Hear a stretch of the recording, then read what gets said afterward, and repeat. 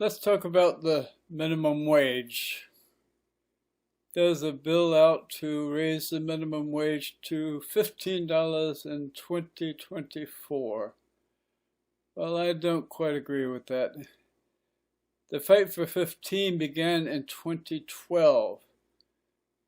When I took office in January of 2021, a little gracious assumption there, that $15 of 2012 should really be $18 at that point.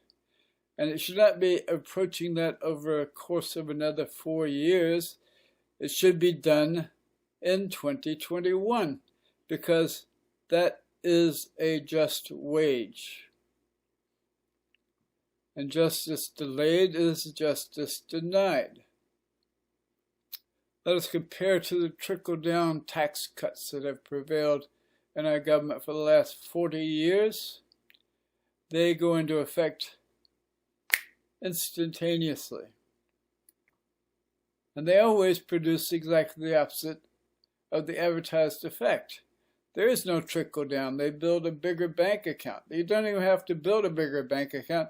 You could put just more zeros on the numbers in your own bank account. No money is actually existent at that level except gold bullion, and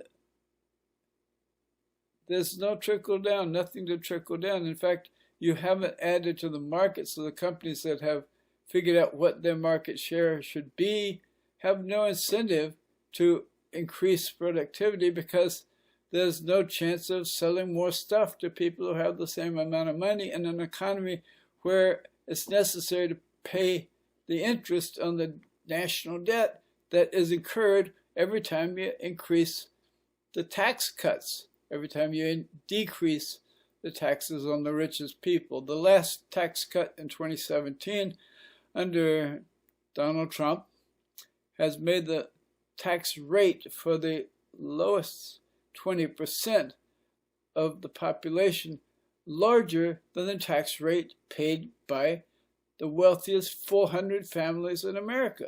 And that's all our government is about, is the 400 or 600 people who are billionaires.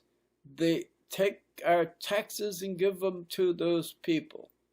Now let's consider doing the opposite, which is exactly what the minimum wage does. It pumps money into the economy at the bottom. It creates more purchasing power in the working class. Now, there are a couple of things inherent when you do the immediate minimum wage increase that I'm talking about. It's a sizable economic dislocation and done in a short time frame, like 3 months. I would give 3 months for people in very small businesses and large to determine the fraction of labor in their cost structure and to adjust prices accordingly. Of course, prices will go up. And of course, the people who have been making more than the minimum wage should in proportion be making more than the minimum wage after we increase the minimum wage. So the government, as part of the increase of the minimum wage, will open all union contracts to renegotiation. And the objective of renegotiation, the obvious objective, to make sure that your union wages at different job classifications will in proportion be comparable to the minimum wage previously. If you're making twice the minimum wage, you should still be making twice the minimum wage. You effect that most elegantly by making the minimum wage a multiple of, the union contract wage at every job classification, a multiple of the minimum wage, because the minimum wage is going to be tied to productivity. Many people have talked about tying it to the cost of living, but productivity has gone up faster than the cost of living, and one reason for the productivity increases is that automation is brought in, and is brought in profiting only the corporate owners. By tying the minimum wage and all union wages to productivity that will give a share of that increased value that automation brings to the worker and to the corporation. That seems like a fair market capitalism to me. Now, a lot of people are not in unions. They will want to be now, and it is profitable, of value directly to the government, that people be in unions, because union workers have a say in their job conditions. They will not work without masks. Pay attention, Amazon. We got to protect the people who are the essential workers. Right now, the essential workers are the lowest paid and the most endangered. That makes no sense at all. Bankers are getting billions, and they have no risk, no conceptual basis for even calling themselves capitalists. They are completely protected, especially when they fail. That's when they make the most money. But back to the other dislocations. The unionization. Unionization has been largely suppressed by things like right-to-work laws. Right-to-work laws require that unions admit people who don't pay dues. And that, of course, makes the union non-viable in a real sense, because it does cost money to maintain a union, to maintain a strike fund, which is the force that the union applies to management to make sure that there is some degree of fairness in the fair market. So when a person joins a union, it improves the working conditions, it reduces the rate of injury, it reduces work stress because people are getting enough salary that they don't have to work a second job. They don't have to go and seek welfare like the workers at Walmart do, like the workers at Amazon do, and be a burden on the government rather than paying taxes into the government. So we will give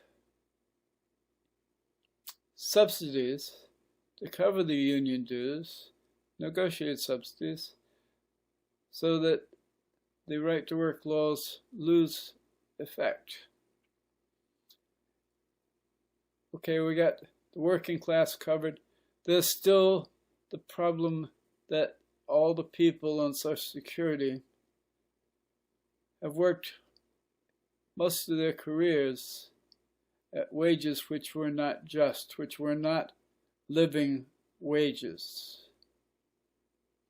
And in consequence, many of them are working as greeters at Walmart and various jobs that are demanding at a certain age, and falling by the wayside and finding that their trailer park is double the prices of the rental because some capitalist bought the land that it's sitting on and doubled the rent for the land.